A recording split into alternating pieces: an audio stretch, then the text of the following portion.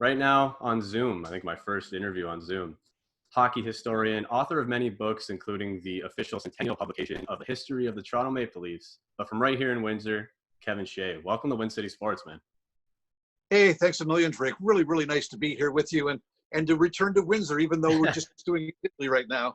Yeah, this is, again, the best way we can possibly can right now. But again, so growing up in Windsor, I know I'm guessing you've been in Toronto for quite a while now with your career and whatnot. But let's go back to, were you born here? Where did you kind of grow up? Just tell me about, life in Windsor and what you remember about growing up in the city. Yeah, sure. No, Windsor's very, very special to me. I grew up in the Riverside area of Windsor, and that's an area where Mom and Dad were. We lived there through our entire lives, and then I moved away to chase the brass ring and a couple of other industries, and lost my dad in the meantime. So Mom moved to South Windsor. So I've got a pretty good handle on downtown just from being a young guy, and Riverside growing up, South Windsor to visit Mom and like that. So yeah, very, very special place for me. That's cool. And, I always like to get the feel for the person. Being from Windsor is one thing, but where are you from? Bell River, where are you from? Leamington, LaSalle, where are you from? East Windsor, West Windsor. So I always like to kind of, tell those kind of stories and get that feel for the person, especially for people who have left here and what they remember about, just little things in Windsor. Like you said, just Riverside and, maybe going to school there and stuff like that. Yeah, sure. Absolutely. Well, so I went to public school there, and then I went to Riverside Secondary School for 3 years. I finished grade 11 there. Then I went to Kennedy for my last 2 years. Okay. Graduated from Kennedy, got my degree, my bachelor degree from the University of Windsor. In the meantime, when I started university, I was working at CKWW Radio, which is basically AM 800 now. Yeah. And I worked there all through university. They paid for my university education. I later worked for CKLW Radio as well. So really firmly entrenched in Windsor media and all things Windsor. I left because I wanted to start a radio career, which was my favorite career at the time. I got my degree in communication studies. And so it took me to North Bay, back to Windsor, off to Montreal, to Ottawa, and then I ended up in Toronto in 1983 and worked in the music industry and did that for a number of years. So for a guy who, I think I'd like to say I'm blessed, Drake, because I have besides family, three real passions in life: radio, music, and hockey. And I've had wonderful careers in all three. Very, very lucky that way. Oh, that's awesome. That's the perfect thing for this, like obviously if you were like, I'm just a hockey guy, we can talk forever, but it's cool to hear the different sides of a person, music and radio, like you mentioned, and myself also having the show on CJAMmer, where apparently you did some volunteerism and experience there as well. So just cool things to hear. So, was that kind of your first introduction to anything radio? Was it CJAM, CKLWW, or? So it was CKWW, and it started off, it's the craziest story, Drake, but like all of us, we're trying to find a summer job when we're 16, 17, 18 years old. And I had worked at different places, Wilco out in Riverside, and long gone now, and I worked at a gas station at the corner of Tecumseh and Lausanne, long gone as well. And I had always wanted to work in radio, and so I applied. I knew a couple people inside, maybe that helped, I'm not sure. But I applied at CKWW Radio, and I got hired for a summer job. It wasn't the glamour that I was dreaming of. I didn't care. I just wanted to get my foot in the door. So Windsor's the city of roses. CKWW was giving away a rose in a vase every hour through every day through the course of the summer. It was my job every day to deliver the 24 roses that had been given out the day before. So I was driving all over the county to hand these wonderful ladies, for the most part, the vases with a rose on them. And I guess while I was doing that, they thought I was kind of funny in the hallways, and I got other jobs. I worked in production. I was the music librarian. I had a comedy show on Sunday evenings. Just that was my foot in the door. But so I was working at CKWW while I was going to the University of Windsor, but the program director of CJAM knew that I had worked in radio before, and we used to lunch together all the time. And so if he was stuck for an announcer because somebody didn't show up for their shift or whatever, Kevin, come on over. So I did all these fill-in shifts as a guy who had a little bit of experience in the radio business, and whether I was playing jazz or whether I was playing rock or whatever at the time, was very happy to fill in because, again, radio was one of my great passions. So CJAM was kind of at the beginning. It wasn't quite at the very beginning, but it was an important part of my development as well. Yeah. Well, like a lot of people, including myself and Joe Bowen out there in Toronto, that was kind of the start for a lot of people. It was CJAM, right? So that's what I would kind of assume, but that's why we do the conversation, right? Yeah, absolutely. Yeah. No, it certainly fueled my love of radio and my love of music as well. And the funny thing was, you know, so I did the radio route through, like I said, North Bay, Windsor, et cetera, et cetera. Got into the music industry at that point, and because the radio station I was at was going into a different format, away from being a contemporary radio station to music of your life, which is Tony Bennett and Frank Sinatra and Doris Day. And it just wasn't for me. All good music, but just didn't speak to me. So I got an offer to work at RCA Records and join the music industry at that point. And I was surprised how many people from Windsor worked in the industry. Yeah. So Rosalie Tremblay, who's a legend over at CKLW, her son and daughter both worked in the music industry at that point. A guy named Bobby Gale, who went to a place called Patterson for high school, long gone as well. He worked for Polygram Records. Dave Tullington was my boss. He had worked at CJOM back in the day. I think he went to Walkerville. I can't remember. But anyway, cut long story short, surprising number of people from Windsor. And I like to attribute to the fact that we grew up in the shadow of Detroit, all that great media, all that great music, all those great restaurants and bars, and really gave us a real desire to be involved more heavily in the music industry. Oh, 100%. Yeah. 100%. And, you know, when I think of CKLW, I think of the history of not only that radio station. I'm sure you know the whole thing with Kiss and the song Beth and all that stuff, right? Oh, sure. Of course. Sure. So like there's a deep history of music and especially radio in Windsor too, which is something I'm proud to be able to continue doing in 2020. You know what I mean? Absolutely. You know, the industry seems to be condensing a little bit, you know, so a lot of the guys who I worked with through the years have long moved on, as have I, into other areas as well. But there's something really important about communication, and whether it be TV or radio or electronic communication of whatever sort, social media, it's just great that it carries on. So kudos to you, Drake, and CJAM for what you're doing as well. Really important to be able to talk to people and be real rather than just having a long stretch of music with no announcers or talk radio that's canned out of the US and being brought into Canada or whatever it happens to be. So always good discussions that way. Oh, absolutely. And that's what CJAM's all about. And to kind of go back to what you were saying before, like when you were just getting started, you know, you were showing that you could try to do anything. You know, you got to put yourself out there and just be versatile and be available for a show or whatever, you know. Just those little things make a big difference, something I always say. And, you know. Oh, without question. And that's the other thing too, is that, you know, we may aspire to be on the radio or a TV producer or whatever it happens to be, but you know, the people who step out of school and get those jobs are very, very, very few. Yeah. You get your foot in the door, you do what you need to do, you deliver roses, you know, you sweep the floors, you work all night, you do whatever it is to get your foot in the door, nurture your talent, nurture your passion. And those things come if you're in the right place at the right time, the right talent to do these sorts of things. They happen. Sometimes you have to leave and go to other markets, but they happen. Yeah, exactly. Like I said, just getting experience, every little bit makes a big difference, especially in this industry, which is why I started. I didn't know what I was going to do, what I'm going to do in the future, but it was, you know, if I don't do it, I'll never do it. You know what I mean? You have to get yourself out there.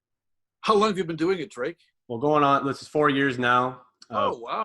Yeah, radio podcast. So I'm hoping do a good 5 years and see where we go from there. I've been trying to branch, but at the end of the day, it's fun, you know?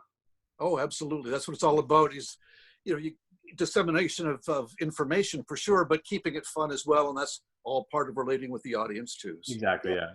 And it goes back to the roots, you know, like I kept it Windsor, kept it local because I've always been a fan of local sports and given my background and stuff. And I'm sure you have too. I'm sure, you know, in regards to both music and hockey, it's been something that's probably been a big passion for yourself since you can remember.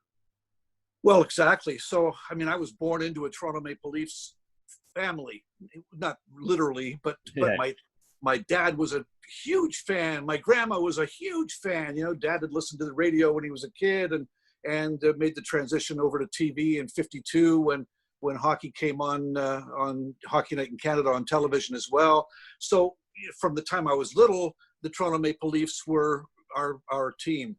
It's tough in Windsor because you've got Detroit across the river. There's a lot of Montreal Canadiens fans too, and as years go on, there have been other teams that people follow with a great passion too. But Windsor is really interesting that I wouldn't say it's evenly divided, but there's that Detroit faction, there's the Toronto faction, and never the twain shall meet. My stepbrother, a diehard Detroit Red Wings fan. I appreciate the Red Wings. They're having a tough time right now, but boy, oh boy, they certainly have got a great heritage of winning. Toronto, been exciting the last little while, but they've got a long heritage of not winning. And so there's that competitive thing, but we keep it fun, and that's how I grew up. If I can just step back for a second, Dad was such a fan that we would watch, every Saturday night. We'd watch every game we could, and we were just little boys, and so we knew that it was a treat. Every Saturday we'd get a salad bowl with potato chips and a little tiny glass of ginger ale, and we had to make it last for all 3 periods. But we would cheer on our Leafs, and when they won the Stanley Cup in 62, 63, 60, I got it wrong, 62, 63, 64, and then 67, Dad would take us to the train station because they had the Toronto Star, the Toronto Sun, the Toronto Globe and Mail, and we could get those papers, and there'd be more information. There'd be pictures we could cut out and put in our little scrapbooks and things of that sort. So die-hard Leafs all along, but just appreciate good hockey, candidly. Oh yeah, 100%. That's the one thing I always talk about, especially with people who have left Windsor. We talk about our favorite teams and stuff. Like I said, just like yourself, it's Windsor, Detroit, maybe a little bit of Montreal in there. Any other team, I'm like, why are you a fan of whoever, Vancouver? Like, why isn't it Detroit or Toronto? That's the Windsor norm. Absolutely. That's the vast majority for sure. But so we would watch, Hockey Night in Canada every Saturday night while I was growing up in the 1960s, it was the Leafs against whoever they were playing. When the Red Wings were broadcasting, finally, they were on UHF, which was this, other channel that not many people got. But if they were playing at home on a Saturday night, they would black out the Leaf games, which would infuriate us that much more, hate the Red Wings that much more. Yeah. So the Red Wings weren't all that great, and you couldn't even get the broadcasts at the time. But as time went on, that all changed as well. But it's just all part of growing up and finding your team. Now that you can get any team you want, you find people who will follow players as much as teams. So they love the Penguins because of Crosby, the Capitals because of Ovechkin, Oilers because of McDavid, et cetera, et cetera. So there's a lot more of that. But when we were growing up, there were 6 teams before they expanded, and you picked your team. And for the most part, it was Toronto, Detroit, Montreal in the Windsor area. Yeah, absolutely. Absolutely. But, and again, growing up around here, we have a huge hockey history in Windsor. What do you think of when you think of like Windsor sports? Did you go to Spitfire games? Were you playing or anything like that? Yeah. Oh, so first off, I played from the time I was 6 years old, Riverside Minor Hockey Association. And it was really a strong association. I don't know what it's like now. I would have to think it's probably still strong too, but surprising the number of guys who came out during that kind of my era, maybe a little bit before and certainly afterwards, but guys who went on to the National Hockey League or the World Hockey Association or played junior or played at college level or whatever. So these are all guys that we grew up in the same neighborhood. Joel Quenneville was starting his career same time I was on our little, I think they were called Mites at the time. And Bob Parent, who played a couple of games with the Leafs years ago. He was a forward on our team when I was a squirt, which was novice, I think. Became novice at the time. Some of these guys who went on, and we knew of them all, Ron Freest and all these guys who went on to play at a certain level. So we were playing, we knew hockey, and we all loved hockey. We spent all our time at the old Riverside Arena. God rest its soul. Yeah, I was I hope you know that it's gone. I didn't want to. Oh yeah. It's funny because you get identified somehow. So maybe I talk more than I should, like tonight. Sorry, but all of my friends and colleagues know that I'm a huge hockey fan and how much Riverside Arena meant to me. So when they were tearing it down, I had 3 or 4 friends sneak in past the barricades and stuff, salvage a brick for me, wrap it up, and courier it off to me at a huge expense so that I would have a brick from Riverside Arena. So I've got 3 or 4 of them Oh, that's downstairs. cool. That's awesome. That's awesome. But you I would mentioned love to have that. Spitfires. You mentioned Spitfires, and mostly when I was working at CKWW, because before that, they were a Southern Ontario Junior Hockey League team, although I followed them like crazy because there were guys like Ron Moscow and Nick Natashak and guys who were a little bit older than me, but they were guys who grew up in our neighborhood, and they were playing on that team. And so when they became a major Junior A team, it was unbelievable. So I was down at Windsor Arena on a regular basis to see them. When CKWW was carrying the broadcast, I would see if I could not sneak, but I would, hey, listen, if you need someone to help you run information back and forth or pick up game sheets or whatever. And Dave Quinn, who was the broadcaster at the time, yeah, Kev, come on up here and help us out. And I'd just sit in the back and watch them do their stuff. And it was a great time, especially when they were playing the London Knights. It was a lot of competition, that's for sure, Drake. At the barn too, those are the great memories that I like to reminisce about and learn more about. Obviously I wasn't around for everything, but thankful enough to be able to experience the barn and really remember it. And that is Windsor hockey, Can I bring up one more story? Absolutely. So just this past week, in fact, last Saturday, we lost Eddie Shack, who was a Toronto Maple Leaf hockey player. The last time I played at Windsor Arena, which goes back a long way, I was playing for a media team. They just grabbed whoever could play hockey who was working for any of the radio stations or CKLW, CBET TV or whatever. And so we played, and Pitt Martin, who was playing with the Chicago Blackhawks at the time, and Eddie Shack, and there were a couple other players too, but we got to play with these guys. Eddie Shack was my childhood hero. I'd met him a couple of times, but to be on the same ice as Eddie Shack was pretty special. To be in the dressing room and hearing him tell crazy stories and laughing uproariously. So it's a great memory that I combined Windsor Arena with Eddie Shack. Was the last time I played was with Eddie Shack. I was one of those guys who barely touched the puck because Eddie and Pitt Martin were dangling all over the place, but it was a wonderful memory nevertheless. Oh, that's awesome. I was going to bring that up at the end because, I'm sure we're going to talk about all the people you've been able to cross paths with and being so recently I've seen your tribute to them. But again, to kind of not too selfishly, but to bring it to the Windsor kind of connection there with that story that's awesome, man. That's really cool to hear. Yeah, for sure. No, it's Windsor's a special place. I still think, I have no idea. I don't do the statistics that way, but population-wise, Windsor has to have as successful a breeding ground for hockey as anybody out there. I hear about Peterborough, I hear about Regina, Toronto to a lesser degree, but I haven't done the stats, but I just have to think of the number of guys who've played at a competitive level, and women too, but mostly the guys that are a little bit more well-known. And so, it's a really special place for sports, really a tribute to you and CJAM to have a dedicated radio program about hockey in Windsor, about sports in Windsor, rather, pardon me. Of course, we specialize in hockey, given just like you mentioned, this show can go on for so long. There's so many people that haven't even hit yet that are, legends in the game. Yeah, for sure. Very good. Absolutely, man. So, we talk about, the love for the Leafs and music and all that stuff that kind of combined your passions and brought you to where you are. When you first went to, communication school or whatever, was that the goal, or did you have a passion for writing that was strictly it, or did you want to kind of blend them? A mixed bag of things. I didn't really know what I wanted to do. And so I took communication studies because somebody told me that I was a pretty good communicator and my voice was decent and whatever. So I thought I would start that way. I had wanted to be a hockey player. I just wasn't good enough. Wasn't big enough. That's my big excuse, but really I wasn't good enough, not even close. So I just thought, okay, if I can't play, wouldn't it be great to be a broadcaster, play-by-play or a sports reporter or whatever it happened to be.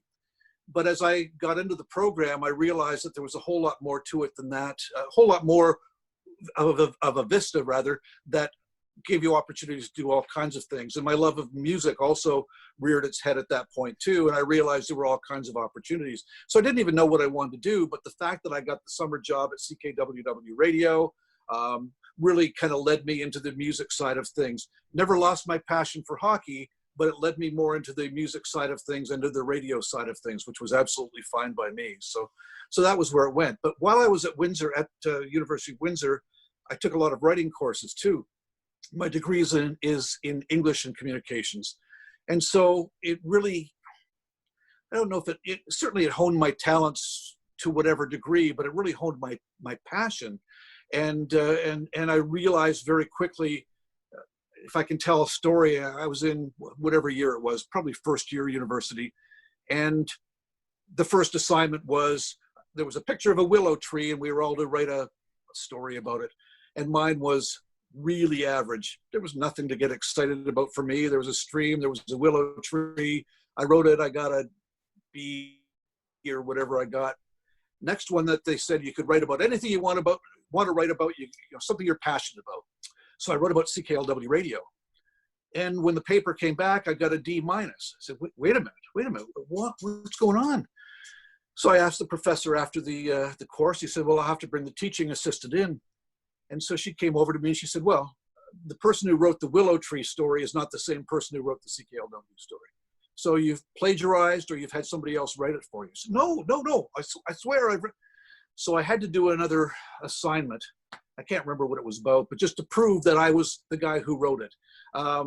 And I just explained to them afterwards, they couldn't believe it. They changed my mark to an A or an A+ or whatever it was. But I said, look, I can't write about something I'm not passionate about. I've got to write about something that I feel for, that I've got some feelings for. And I think they knew that, but they didn't realize with me that that's exactly what it was. So it turned my D- into an A, and we moved on from there. But it taught me very quickly that if I don't care about something, whether it be school or whatever, you know, I'm going to struggle. If I can write about hockey or music or radio or family or whatever it happens to be, I'm going to be just fine. And so things that I learned, that's probably the biggest lesson I learned in all of university. So, yeah. That's cool. That's very cool to hear because, you know, I didn't have an exact experience, but I never knew that there were such jobs in the field, you know, like getting into the college years, like, what are you going to do? I'm like, I don't know. And someone introduced me to this opportunity to work at an arena and stuff like that. And I was like, I didn't even know that was possible. So, you know, to do that kind of work in the environment that you want to, similar to yourself, you know, it's like, okay, I can do this. As a 16-year-old, going to work wasn't too inviting, you know, but going to work at the arena was. So absolutely. Funny how that works. Yeah. Exactly, right. So that's again why I like to have these kind of conversations with a person like yourself. I'm sure you have a resume you can't fit on 5 pages, let alone 1. So, but I like to get into it a little bit. You know, I'm sure you've worn a lot of different hats and a lot of different jobs and stuff like that. Like, given your field, you know, you're kind of freelance in a way. You're on your own once you graduate, and you have the experience in hockey in a sense, the business side of it. Yep. In radio and in music, where they're all separate, and at the same time might be able to mesh, but you've been able to do so much in one life. It's cool. Well, I mean, if there's a lesson for you and I, Drake, and your listeners and viewers, it's to follow your passion. Just like we talked about with the writing, it's the same thing in life. Is if you hate your job, you're not going to enjoy yourself. You're going to begrudge the choice you made for the rest of your life. And I was lucky. I was very lucky, because you don't always get that opportunity. But to be able to work in fields that I'm passionate about was a real wonderful thing for me. So not just once, but in my case, I mentioned 3, but I also, I mentioned early on that I lost my dad, and I lost my dad to cancer. And so there was a time where the Hockey Hall of Fame was laying people off. Things were a little bit tougher from the tourist industry that way. And I was one of the guys who was laid off. And so I thought, you know, what would I really like to do? You know, there's got to be something more out there. You know, I've done fairly well, quite well in radio, very well in the music industry, you know, quite well in the Hockey Hall of Fame. But, you know, maybe there's something bigger out there. And so I sent a blind resume. Don't do that, folks. You know, do your homework. But I sent a resume off to the Princess Margaret Cancer Foundation. And they do cancer research, one of the top in the world. And I got hired as the public relations person. I'd been doing publicity for record companies for some time, but I got a job in cancer research, fundraising for cancer research. And So again, it's not something that I knew much about. In fact, I didn't know anything about it, but the learning curve was almost vertical. But I was able to introduce a couple of things. First of all, just using the experience that I had in public relations. But secondly, when they were talking about new revenue streams, we talked about, bike riding and women's walks and coloring your hair. And I said, all those things are great, but they don't speak to a guy like me. I do them because I work for the company and I want to support, but I don't own a bike. The idea of walking 60 kilometers is not something that I embrace readily. I'll color my hair, but again, not something I would do on a regular basis anyway. They said, well, what would be something that you would do? And I said, well, I'm a hockey guy. There's got to be some kind of a hockey event. And they all kind of looked, this is senior management, they all kind of looked at each other and said, well, there's got to be a reason why there aren't hockey events. There were some, but not that many. And they said, well, come up with an idea and bring it back to the table. So I did exactly that and brought it to the table. And although it wasn't as quickly as I'm saying here, but it evolved into something called Road Hockey to Conquer Cancer. And to this point now, well, the pandemic has taken care of it. It would have been our 10th year this year, but we've raised $23 million for cancer research, all because of a harebrained idea about playing road hockey, something that we all did. I did it on Bell Perch in Riverside, and we would play off against Virginia and Edward and these places in Riverside. We all had our own teams, and the Bell Perch team was pretty damn good. But to take a game that we all did, all you need is a stick and a pair of running shoes, and off you go. You didn't have to be good at skating. You didn't have to have equipment. You didn't have to rent ice, and it's raised a ton of money for us. So again, taking my passion, putting into a job that I wasn't necessarily a perfect fit for me, although I did it for 8 years. It was terrific. And you do what you got to do for sure. Loved being a small part of something very large and very important. But Road Hockey to Conquer Cancer continues on, and I was able to use my network to get celebrities to play, so that if you were one of the top 50 fundraising teams, you could draft a celebrity onto the team. And whether it was Doug Gilmore or who knows, Georges Larac, or in our case, Ted Bully, who came from Windsor. I wanted to make sure he got involved because I hadn't seen him since high school. This was a chance to see him, or just different guys like that. And it was really fun. Paul Coffey, these sorts of guys. So it was a chance for me to marry all of my experiences together, and it's worked out quite well. And then I went off to back to hockey again, to work for the Hockey Hall of Fame once again, where I am now. So now the 9 to 5 is Hockey Hall of Fame, or? Yeah. I'm a contract guy. I do a lot of the work at home, but for the last little while, the last 3 weeks anyway, it's been full-time contract stuff, working on different things. But I oversee all of the editorial content. I teach a hockey history course for the Hockey Hall of Fame at Seneca College, which is actually open to all community colleges in Ontario. What else do I do?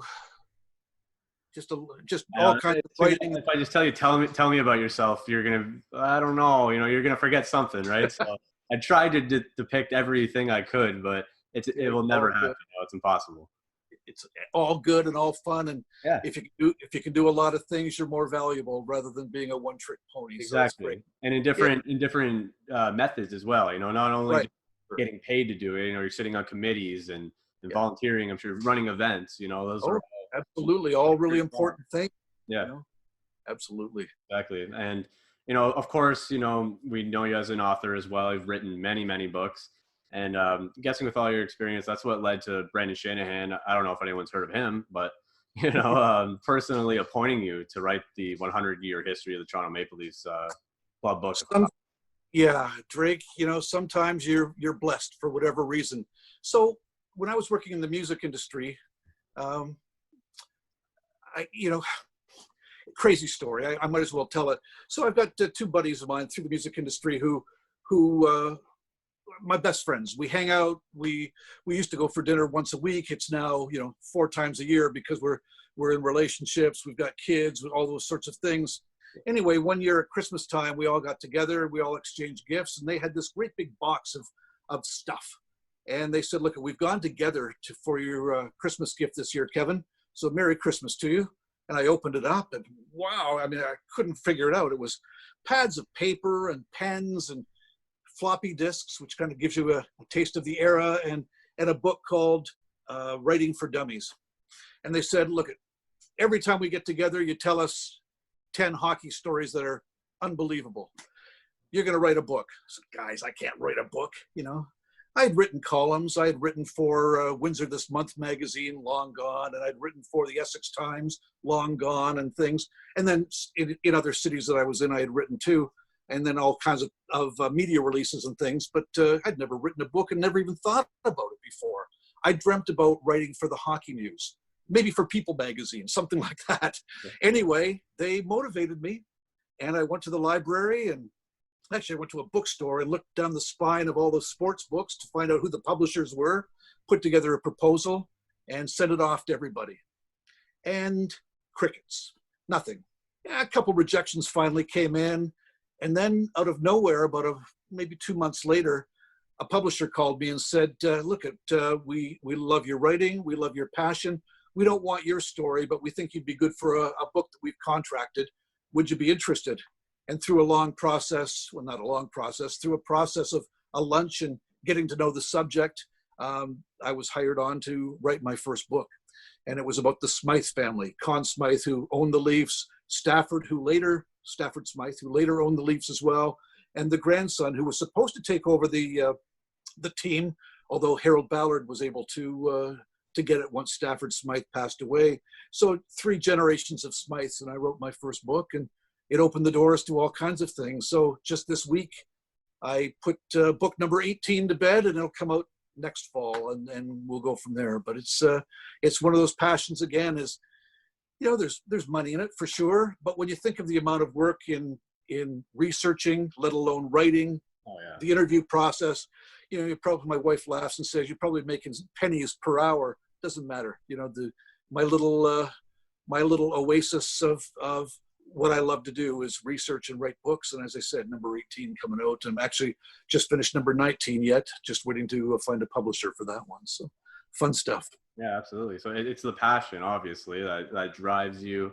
But like, was Shanahan familiar with your work and stuff like that, or like? Yeah, sorry, I forgot you mentioned that. Pardon me, Drake. No worries, no worries. Yeah, he was. So it was interesting. So I pitched it to a pub. So I knew that the Centennial was coming up in 2017. Yeah. And I thought, look, at every author who's savvy at all is going to be chasing after a Leaf book.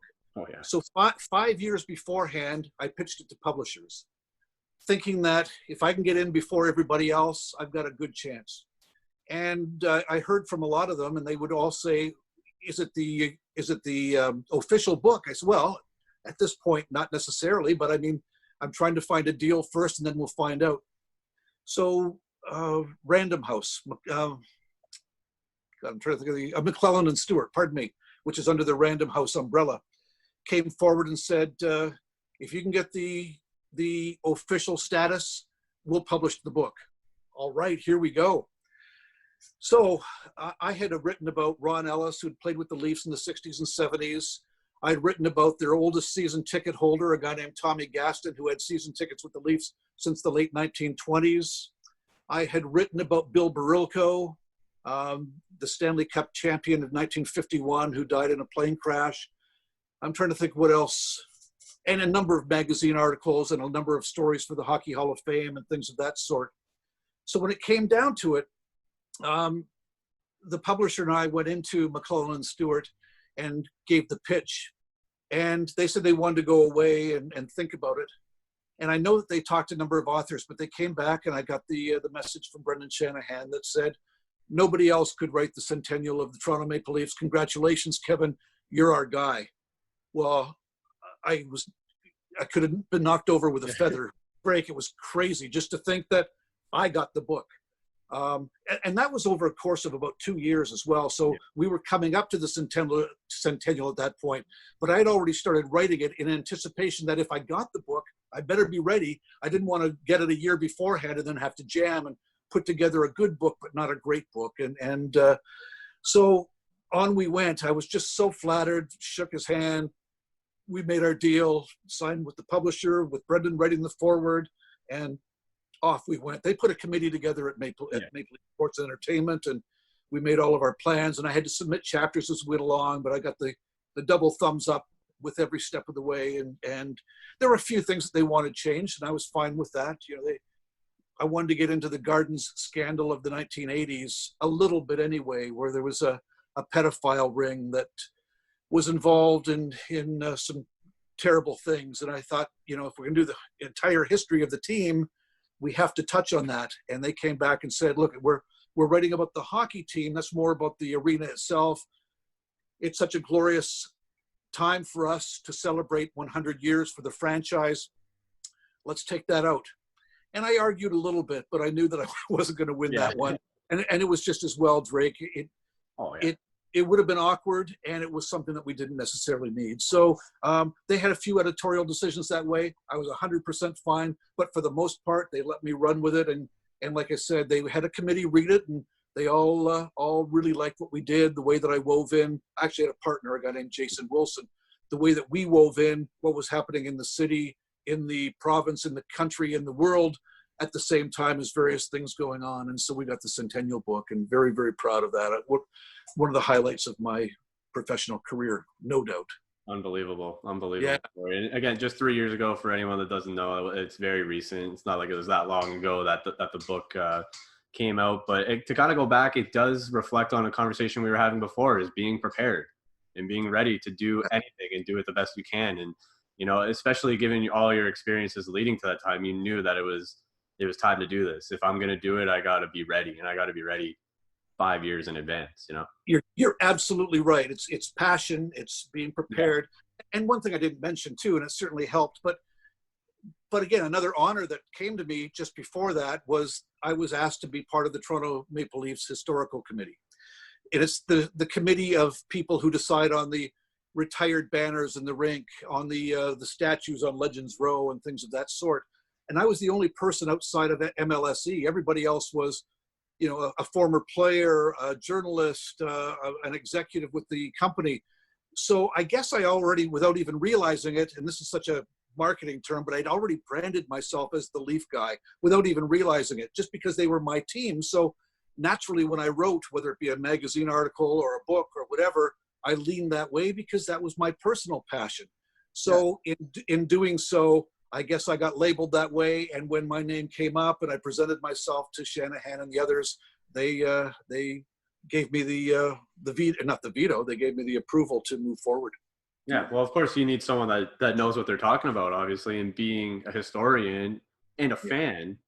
Yeah, I mean, what don't you know about the team, right? So that's very cool, man. That's an incredible story. It's one of the things that Rob told me, and I knew I had to ask about that and get into it too. So that's unbelievable. And, you know, just being able to have Brendan Shanahan acknowledge your existence, let alone, you know, give you such an accolade is huge. And I'm sure you've made so many connections, befriended people, crossed paths with so many people in the hockey industry and the music industry, apparently representing Alanis Morissette or something at some point, you know, doing a lot in your life is pretty cool. I'm sure you've been able to meet some of your heroes, like you said, Eddie Shack as well. Oh, sure. Well, you know, that's the other thing. So I met my radio heroes, met my music industry heroes. I met my hockey heroes, and in the cancer side of things, met scientists who I never would have dreamed about, didn't know anything about, who were working on DNA and gene sequences and things of that sort. So I found heroes in another genre as well. It's just amazing to think that, again, you know, a kid from Windsor, a modest kid from a blue-collar family. Dad worked for Silverwood Dairies, which is long gone. He later was a caretaker in the Windsor Public School Board. Mom was with the Board of Education as a secretary, worked for the board that way. My brother has a biology degree. He is a teacher out in Vancouver. So it's not like we came from, I did come from a privileged family, but privileged in love. It's going to sound corny as hell, but privileged in that way, in getting good life lessons. But I didn't come from a hockey family or somebody who had the doors open for us. It just, you know, we learned our lessons well. We worked hard. We followed our passions, as we said, and off we went. But to think now, like when I come home or talk to my buddies and stuff, they all want to hear, so tell us the story about whoever. Yeah. Tell us, you haven't met Guns N' Roses. Well, let me tell you the story. And, they're all crazy, ridiculous, wonderful stories, and just blessed to have been at that. Many other people are equally blessed, whether it be in these same genres or others. But I thank my lucky stars every day that I was blessed to go from there. Yeah. That's so cool, man. And that, I love how you said just a kid from Windsor, because that's something that I try to translate on here with everyone is, you're straight out of Windsor. You're always kind of connected in a wave, no matter what you do.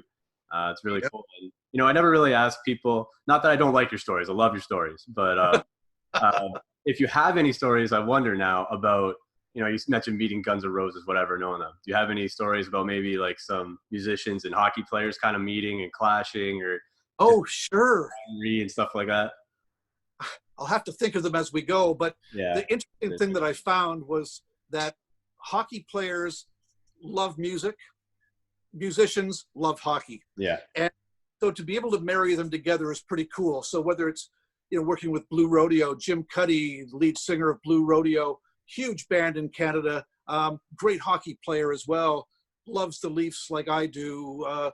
Being able to put him together with people from time to time is pretty great as well. Dave Bedini, a musician with a band called the Rheostatics, again, a Canadian band, a Toronto area band, had US releases too, but really very much a Canadian band, but a brilliant writer, much better writer than I am. I'm a good storyteller, but he's a brilliant writer. But the same thing, being able to merge these things together. Yeah. The musicians, meanwhile, if I can tell one story, one that didn't go so well, but it's a great story. There's a famous folk singer from the 1960s named Judy Collins. And Judy Collins had big hits, Both Sides Now, which is it's a Joni Mitchell song, and Send in the Clowns, and really a substantial artist at that time. Anyway, she had a release with one of the labels I was with. And so I was put in charge of her Canadian visit, which was, I think it was just Toronto at that time. And I was the vice president of promotion and publicity. So I had to take care of her as well as all the other ones that were going on. Anyway, out of the blue, she said, by any chance, do you like hockey? I love hockey. She said, well, I've always dreamt of singing the anthem at a Maple Leafs game. Is there any way you can put that together for me? I said, well, hang on here. So I called over to the Leafs and said, look, at that time, now they've got one dedicated singer, but that time they were using a different singer every game. And I said, look, I've got a vocalist here, very well known, internationally known, named Judy Collins, and I wondered if you'd be interested in having her as a anthem singer. And the person I spoke to said, never heard of her, but hang on for a second. Hey, Ken, you ever heard of Judy Collins? Turned out it was Ken Dryden, who was the president at that time, president of the Maple Leafs at that time. He says, Judy Collins, my favorite singer of all time, book her. So we booked Judy Collins. So that's great. So there's a lapse of, 2-3 weeks between the call and when she's coming to town. And the calls became more and more frequent and more harried. Kevin, can you do me a favor? I've sung the Canadian anthem 100 times, but can you send me a recording of it? So I, before MP3s and things of that sort, I sent her a CD with anthems on it. Great. She goes, oh, thanks. You're a doll. Thanks a million. Then Kevin, can you write out the lyrics for me? Sure, but yeah, sure. Wrote them out or typed them up, put them in font this large, and sent them off to her. And she would sing it to me over and over again. She'd call me up and say, how does this sound, Kevin? And it was beautiful. It was beautiful. So the night comes and we're all ready to go. She's beautifully attired in a white suit and white nylons and white heels, looking fabulous. Excuse me. And she's all set to go. And she said, Kevin, by any chance, do you have the lyrics with you? I said, I do in my briefcase. Do you need them? She said, no, I'll be fine. Ladies and gentlemen, international recording artist Judy Collins. She walks out to center ice, performs the American anthem first of all. Perfect. You say that, yeah. Time for the Canadian anthem. Oh, Canada. And all of a sudden she goes off on a tune that I don't recognize with lyrics I don't recognize. And I'm, oh my God. And the fans start to boo her. And then they start throwing things at her. They start throwing Pepsi or Coke or whatever they carry and different things like that. And she's all splattered up her white nylons and onto her dress and stuff. But she carries on, and I'm frantic thinking, oh my God. And I turn around to see what the reaction is from Ken Dryden and the other people. Gone. They're gone. They abandoned the place. They didn't want to see her.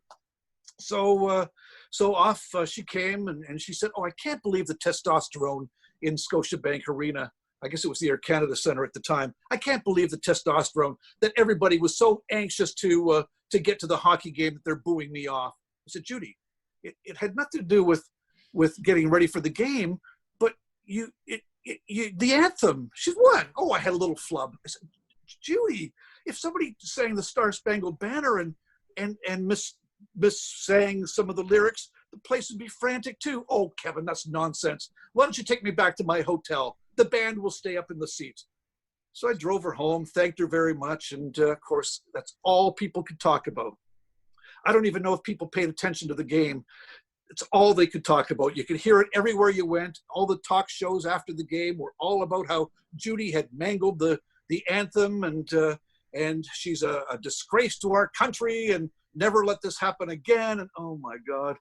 Anyway, she called me the next day. She said, I'm getting lots of calls from the press, Kevin. Was it really as bad as that? I said, Judy, it was really bad. She said, well, listen, let's not talk about the anthem today when we're doing our media. Let's just talk about the album. I said, that's fine with me, and I'll set up all the journalists accordingly. So we did exactly that. But I'll never forget Judy Collins singing the anthem at Maple Leaf or at Air Canada Centre. And that was the last time, I think, that season was the last time they had multiple artists singing the anthem. They got dedicated singers after that, and off we went. So there's lots of music and hockey stories. That's really what I come up with now, Drake. But anyway, well, that's fine, yeah. Time we merged the two together. Yeah. And you were the guy that recruited her, so you probably got the heat from that. Well, I sent a fruit basket to Ken Dryden. I sent flowers to the lady who booked it. The flowers never showed up. Oh my God. Mr. Dryden was okay with it. The lady I booked it said, Kevin, you are never to ask me for another anthem singer again, because I'm not going to book any of your singers. I understand, Nancy. Don't worry about it. So all is good. But oh my God. That's amazing. It was it's cool you mentioned, like hockey players love music and vice versa.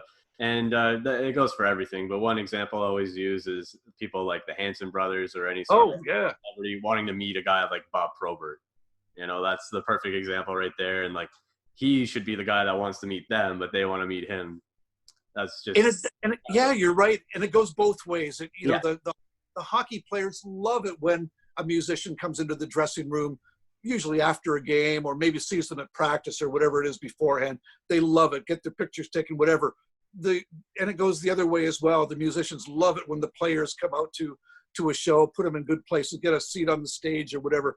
It happens over and over and over again. I gave you examples of some Canadian bands, but it happens with almost all the bands. When they come in, they want to meet some of the players while they're there, or they want to get tickets to a game or whatever it happens to be.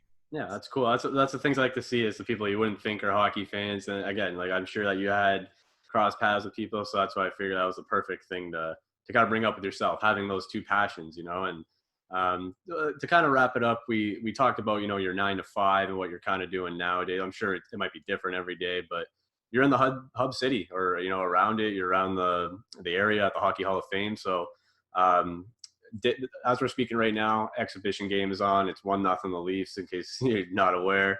I didn't know. Johnny T scored in the first 30 seconds. So. Oh, wow. Yeah, just the exhibition game. But what are the kind of things that you've been seeing in the first week as we anticipate this playoff kicking off on the weekend? So where I work right now, so there's the Hockey Hall of Fame Museum right downtown Toronto, Yonge and Front Streets in downtown Toronto. I work in what's called the DK Doc Seaman Hockey Resource Center, and that's in Etobicoke, which is the west end of Toronto. Yeah. And probably only 10 or 15% of all the things that the Hockey Hall of Fame has collected and preserved is on display. The rest is at the DK Doc Seaman Hockey Resource Center. So that's where I work each day. Certainly right now anyway. We're not in the bubble per se, but we're in the same rink which is the Ford Performance Center, as where the teams practice, where they're getting themselves ready. So as we walk down the hall, wearing our masks away from everybody, we can look over. There's 4 pads, and there's the Carolina Hurricanes there. Oh, there the Islanders are down there. Oh, the Rangers are over there. Oh, the Lightning are here. A couple hours later, the teams change, and you can see the buses coming in and bringing them and whatever. So I'm not part of the bubble, but I'm fairly close, and you can watch the guys. And what a thrill it is to see the Bruins working on their power play, or the Leafs working on power play and penalty kill and stuff like that. Just for a few seconds. I don't want to betray anybody's trust or whatever, but just to watch is a thrill beyond compare, to see our heroes down there and knowing that they will be on the ice right now, or they'll be competing maybe in another round or whatever it happens to be. But it's an interesting time. One of the teams, I wish I could remember which one, says, "We love bubble hockey." And it took me a second, then I thought, oh, when we were kids, we played bubble hockey. Now what they're doing is playing bubble hockey as well. but they're having, you can tell they're having fun. They're fast and furious, and they're dedicated. Hey, we're into the playoffs now, I guess the lead into the playoffs, but it's considered playoffs, and they're intense, and it's going to be some great hockey for the next couple of months. Yeah, I agree. I mean, today's only the first day, but they had Pittsburgh and Philadelphia earlier. I'm watching the Leafs in Montreal right now, and I mean, I guess the no fans thing is a little weird, but like it's hockey, man. It's full time. It's full speed. It's entertaining. I got no complaints. When you and I are done, I'm anxious to see what it's like with no fans, how they use or employ the sound in the arena, if at all. All of these sorts of things. It'll be really interesting to see how this dynamic works, because it's entirely different than what you and I have known all our lives. I think we'll get used to it. I mean, that's the thing, like the silence after a goal. Like, I didn't even know a goal was scored, because you don't hear the crowd, you don't hear the horns and stuff like that.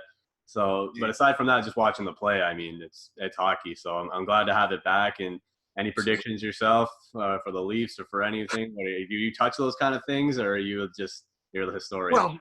Well, so as working at the Hockey Hall of Fame, we don't show our allegiances, but everybody knows I'm a Leaf fan. Yeah. I would love to see the Leafs take a run for sure.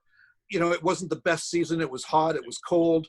Can we get through this play-in? I don't know. We'll wait and see. I would like to think so. And then we face potentially the Bruins, our arch nemesis. Who knows what's going to happen from here on in. But it's good hockey. That's the nice thing to me anyway. I love the playoffs, because the teams are fairly even out there, and it's anybody's game. And whether the Leafs are in or not, or Winnipeg or whoever, it's going to be some good hockey right to the very end. One of the guys I work with is a guy named Phil Pritchard. Excuse me. Pardon me. No worries. Phil Pritchard is my supervisor. He's my boss at the Hockey Hall of Fame. And he's the guy who has the white gloves and takes the Stanley Cup around and stuff like that. So it's really interesting to hear him talk about, he'll have to go into the bubble once they move to Edmonton for the final, and be prepared. There'll be some media opportunities where he will have to, isolate himself, but he'll have to put the mask on and whatever, and go to, maybe it's somebody's house where they're broadcasting from, like yourself, Drake, or maybe to the Hockey Hall of Fame and have a TV station shooting from far away, hockey stick length away, to promote the Stanley Cup playoffs. So it's interesting to hear his perspective on it all as well. A guy whose main job is vice president of the Hockey Hall of Fame, but whose glorious job is to be the keeper of the cup. It's cool. It's cool, man. Yeah. What a life you've lived. And, like, again, just talking about all this stuff, I'm sure me and you, like most people, were just happy to have hockey back and, ready to get it started. But thank you so much for taking the time to do this, man. It's been fantastic. Well, thanks a million for asking me. I'm thrilled that you did. This has been really, really fun, taking me back to my hometown and talking a little bit about that. And anytime I can talk hockey is great. Drake, it's been great. I hope that somewhere down the road that we can talk again.